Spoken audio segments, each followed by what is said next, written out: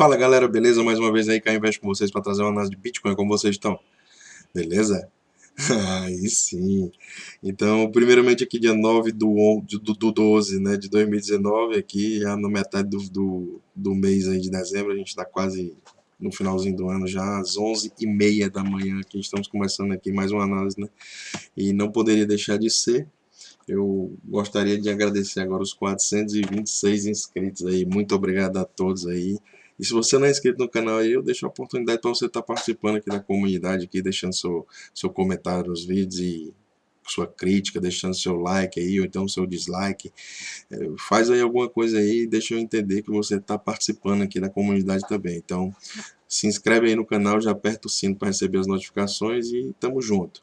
Aqui eu venho direto aqui pro CoinMarketCap para fazer aquele refresh especial com vocês para a gente ver que o cap total de todas as criptomoedas está com cerca de 204 bilhões de dólares, né? Então a gente vem vendo que esse patamar está andando de lado há certo tempo, né?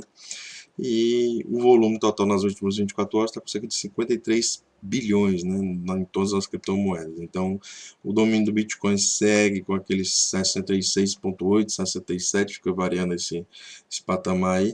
E o cap total somente do Bitcoin com cerca de 136 bilhões de dólares, né? Com um preço sendo negociado aqui no CoinMarketCap agora de 7.542 dólares e uma variação negativa de 0,81%, né? Então, assim, está de lado já há alguns dias. A gente sabe que quando a volatilidade cai bastante, a gente tende a ter movimentos mais fortes, né?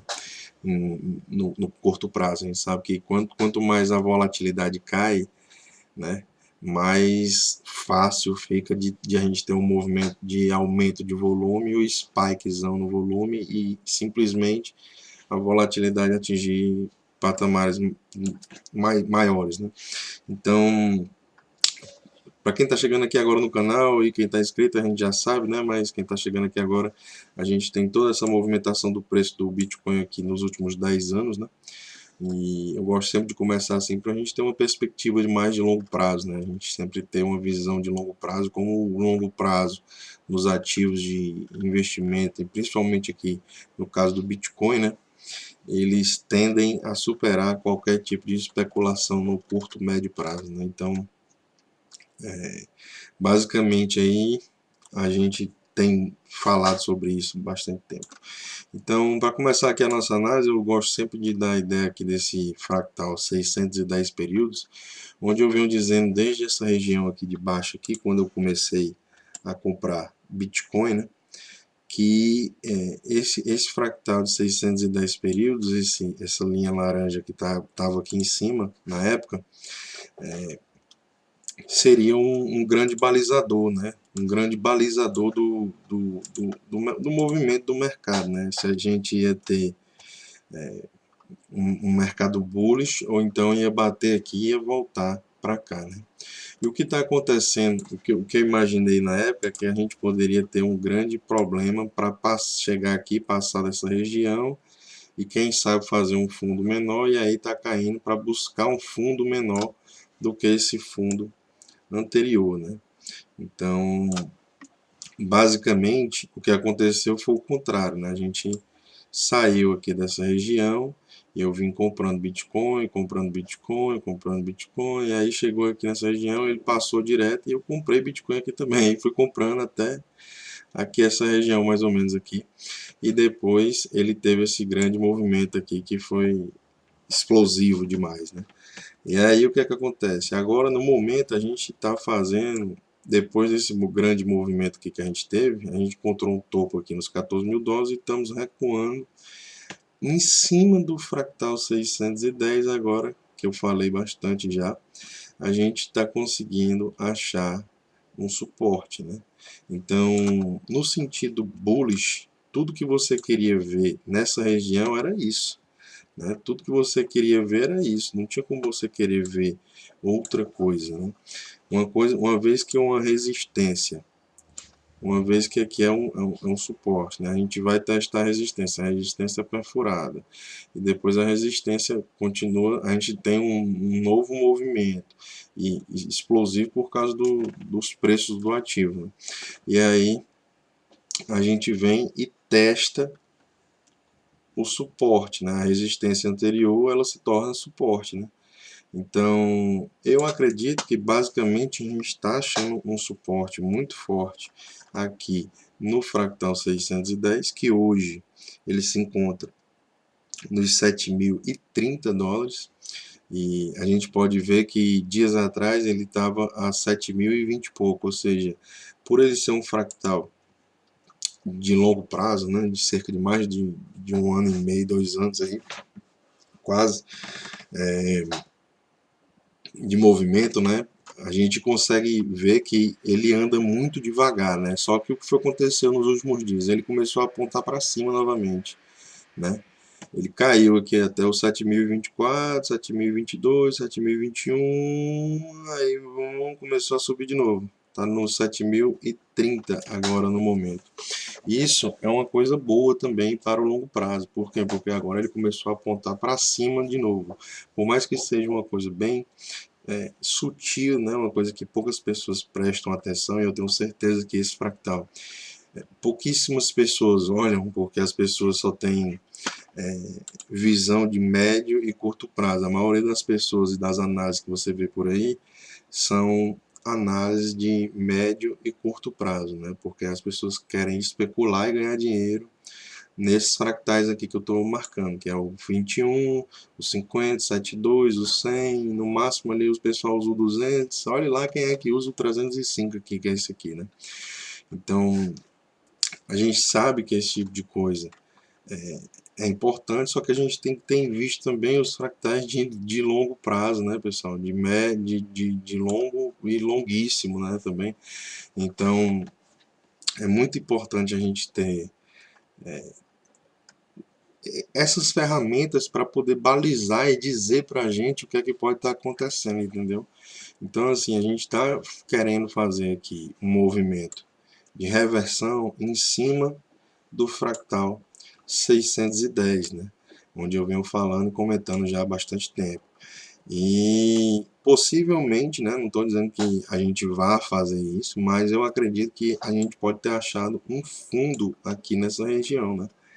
E quem sabe está indo buscar novos patamares, né, para poder sair dessa região e realmente estar buscando novas máximas, né? A gente sabe que no ano que vem a gente vai ter a halving, né, que vai diminuir aí a mineração do preço da aliás, vai diminuir a recompensa da mineração aí pela metade, né, das pessoas que trabalham validando as transações na blockchain do Bitcoin. Então, isso aí aumenta a escassez do ativo no mercado, ou seja, fazendo com que o total de moeda que está sendo emitida, né, o total de Bitcoin que está sendo emitido na rede a cada 10 minutos, em média, né, porque não é literalmente 10 minutos, é só uma média para poder a gente ter uma base de estar falando, né? Quanto mais a hash rate sobe, né, a gente tem a velocidade da rede mais rápida. Só um minuto. Desculpa aí, pessoal. Então, assim, quanto mais a hash rate sobe, a gente tem uma, uma velocidade maior na criação de blocos da rede do Bitcoin. E quanto mais ela cai, fica mais demorado para se minerar blocos. Só que a rede também tem um mecanismo de ajuste da dificuldade. Se a hash rate também subir demais, o que é que acontece? A dificuldade de fazer o cálculo e encontrar o número matemático que é perfeito para achar o valor que corresponde a todas as outras transações existentes na blockchain do Bitcoin fica muito mais complicado, entendeu? Do mesmo jeito que se cair demais a hash rate, a gente tem um ajuste da rede automático, né, feito pelo Satoshi Nakamoto, que ele diz que a cada 21 dias é feito esse ajuste, né? Então,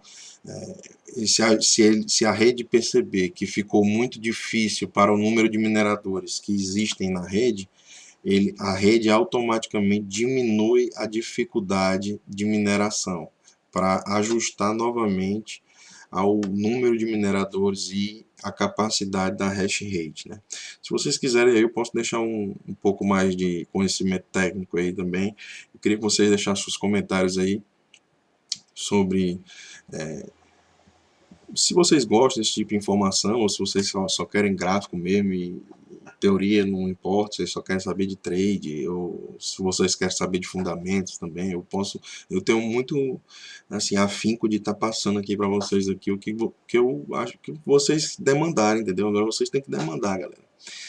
Então, basicamente aqui o que é que está acontecendo? O Bitcoin ele rompeu depois dessa formação de possível fundo, né, de reversão, ele está rompendo aqui o primeiro fractal de 21 períodos, essa linha azul aqui que eu marquei aqui agora. Então a gente está rompendo o fractal, está mantendo e conseguindo seguir em cima dele aqui por alguns dias, né? Tendo em vista que a gente já está cerca de, vamos dizer, 2 dias já acima do fractal 21 períodos. Isso é muito, muito bom, muito bom.